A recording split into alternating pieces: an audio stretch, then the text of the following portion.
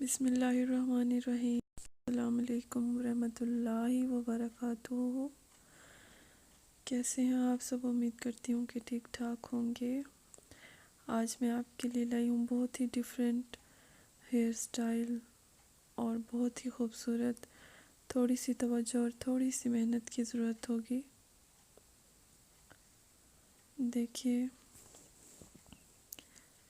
अगर आपको मेरी वीडियोस अच्छी लगें तो मेरी वीडियो को लाइक और चैनल को सब्सक्राइब ज़रूर कर दें और बेल आइकन को भी हिट कर दें ताकि मेरी नई आने वाली वीडियो की नोटिफिकेशन आपको मिलती रहे।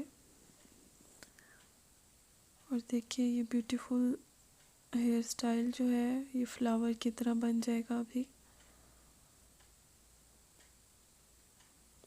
ये देखिए, मेरे चैनल को सब्सक्राइब ज़रूर कर दें।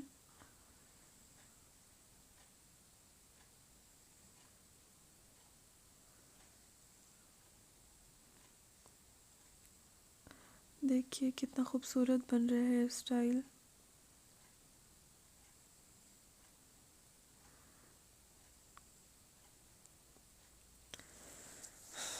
ठीक है, तो मिलते हैं अपनी नई वीडियो में। तब तक के लिए अल्लाह हाफिज़।